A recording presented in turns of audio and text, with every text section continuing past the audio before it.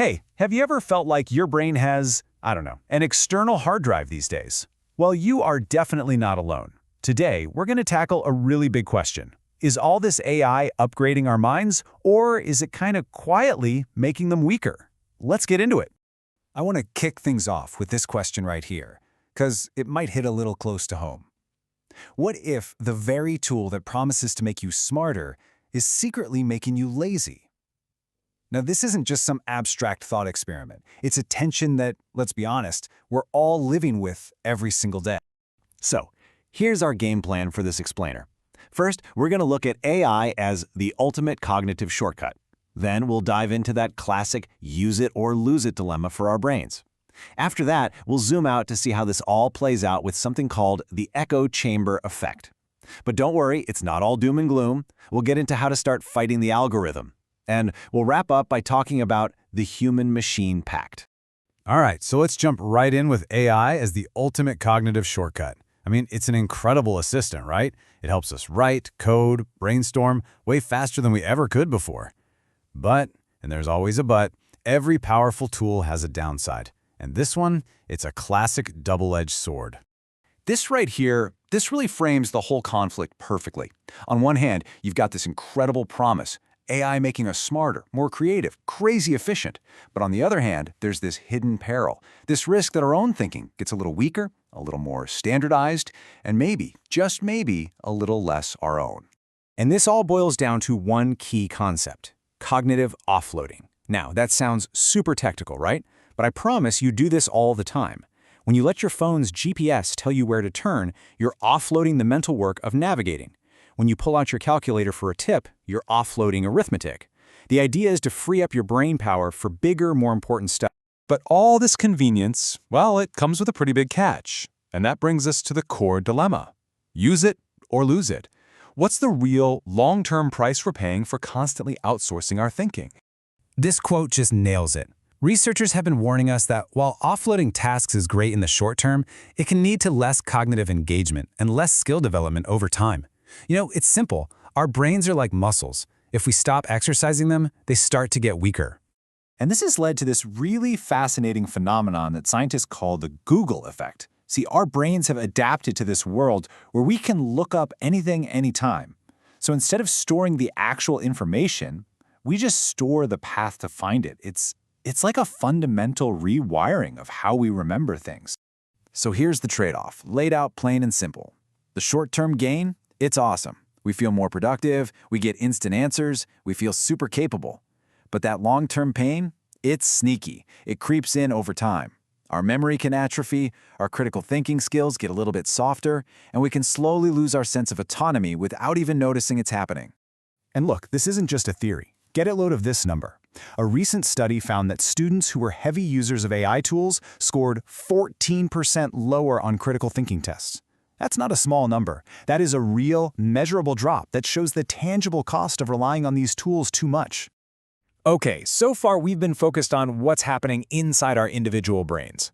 But what about the collective impact? Let's zoom out. This brings us to the echo chamber effect. Is it possible that AI's efficiency is accidentally making us all think alike? Well, the evidence is starting to suggest, yeah.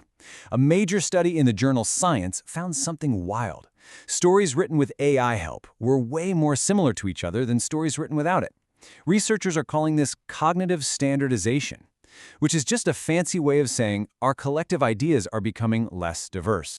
And a huge part of what drives this is the filter bubble. See, the algorithms are designed to keep you engaged, so what do? They show you stuff you already like and agree with. The result is a world where, for most of us, almost everything we see online just confirms what we already believe. Look at that tiny little sliver. Just 2% of what we see actually challenges our perspective. We're all living in our own little personalized echo chambers. And these algorithms are so darn effective because they tap right into our basic human psychology. They feed our confirmation bias. They prey on our automation bias, that tendency we have to just blindly trust what a machine tells us. They trigger our emotions to keep us scrolling. They can even use bots to create fake social proof, making a weird fringe idea look like it's a mainstream movement. It's powerful stuff. Wow. It sounds a little bleak, doesn't it? But here is where we pivot. We are not powerless in this. And that brings us to our next section, fighting the algorithm. And we do that by shifting to what experts call intentional consumption. This quote, "of all things," which went totally viral, perfectly captures the mindset we need to adopt. If we start treating our attention, our energy, as this precious, finite resource, we start making very different choices about what we let into our brains.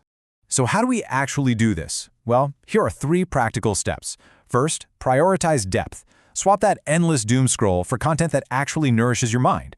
Second, build your own personal curriculum. You decide what you want to learn. Be the architect of your own knowledge. Don't just let the algorithm be your teacher. And third, value meaning. Focus on stuff that teaches you something, that inspires you, or connects you to a real community. That's the stuff that actually makes our lives better. And that brings us to our final section, where we get to define our future with this technology. It's not about fighting a war against AI, it's about forging a smarter partnership. It's about making sure AI is your co-pilot, but never the pilot. The goal here is what some thinkers are calling a virtuous symbiosis. Yeah, I know, big words, but the idea is actually really simple. It's a healthy partnership. It's a world where AI helps us think better and create more, but we stay firmly in the driver's seat. We get all the amazing benefits of the tool without losing ourselves in the process. So what does your personal pact with AI look like? Well, these are the ground rules. Use it as a brainstorming partner, but never a replacement for your own thinking. Always question and verify what it gives you. And maybe most important, for any decision that really matters, you have to keep a human in the loop. Ultimately, it really does come down to this simple choice.